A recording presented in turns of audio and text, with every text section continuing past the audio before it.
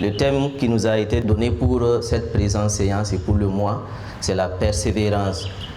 Depuis janvier jusqu'à maintenant, nous avons pris le chemin de la réalisation des objectifs du BBDA. Et pour atteindre ces objectifs, il nous faut la persévérance. Nous savons que la vie ne fait pas de cadeaux. La vie ne donne pas ce que tu mérites. La vie ne te donne pas ce qui te revient de droit. Il faut que tu travailles dur pour l'arracher. Il faut que tu forces pour avoir ce que tu mérites dans la vie. Et si un jour, la vie t'a donné un cadeau, c'est que quelqu'un a payé le prix pour que tu l'aies. Donc, dans toute chose, il nous faut de la persévérance. Et persévérer, c'est quoi? La définition du mot persévérance. Selon nous, la persévérance, persévérer, c'est persister. D'une part, c'est persister, et d'autre part, c'est rester ferme et constant dans sa manière d'être et d'agir. C'est persister d'une part, et d'autre part, c'est rester ferme et constant dans sa manière d'être et d'agir. Si nous considérons ces deux termes-là, persister suppose qu'il y a des vents contraires sur notre chemin. Persister suppose qu'il y a de l'adversité. Nous ne devons pas nous laisser influencer, nous ne devons pas nous laisser dominer par l'adversité, par les vents contraires, mais nous devons forcer, nous devons persister contre ce qui nous résiste afin d'atteindre nos objectifs. Nous savons que l'un des meilleurs moyens d'atteindre nos objectifs, de surmonter les obstacles ou de les contourner, c'est que chacun de nous puisse travailler pour l'intérêt de l'autre. Si moi, agent, je travaille pour que mon supérieur hiérarchique, mon chef de service puisse réussir dans sa mission, le chef de service à son tour travaille pour que son directeur ou sa directrice réussisse dans sa mission, et le directeur ainsi de suite travaille pour que le SG réussisse, et le SG bosse dur pour que le DG réussisse. À la fin, le directeur général aura la tête libre.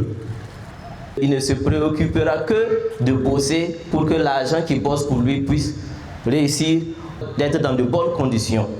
Donc la nature se chargera pour celui qui bosse pour l'autre, pour les intérêts de l'autre, de lui retourner ce qu'il a semé comme bien.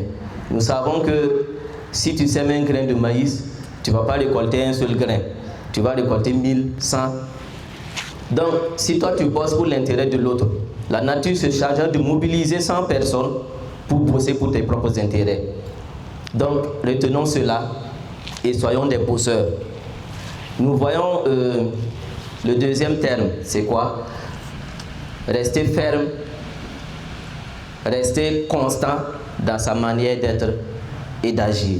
C'est ça, persévérer aussi. Si nous parlons de rester ferme et constant, cela suppose qu'il y a des influences extérieures qui tenteront de nous détourner de notre chemin, qui tenteront de nous faire retourner en arrière. Et ces influences-là, nous ne devons pas les considérer, mais les surmonter. Nous savons que dans la vie, il y a 3 catégories de personnes que nous pouvons définir. Il y a ceux qui se comportent comme un voilier, les bateaux à voile. C'est des bateaux qui se laissent emporter par le vent. Là où le vent l'amène, il y va. Si le vent contraire vient, il recule. Il y a des gens qui sont comme ça. Quand il y a l'adversité, ils changent de direction. Quand il y a un vent contraire, ils reculent. Ils se laissent aller en fonction de ce qui vient dans la vie. Nous ne devons pas être de cette catégorie-là.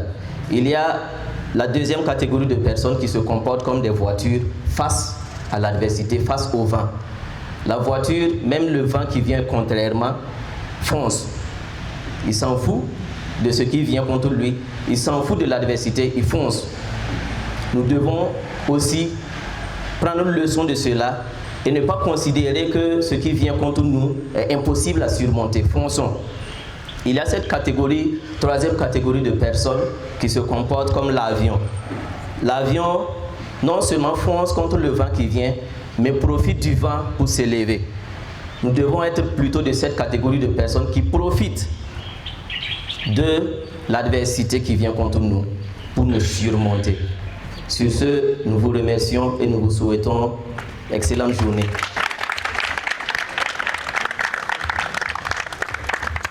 La rentrée du droit d'auteur, comme vous le savez, cette année est couplée avec nos 40 ans.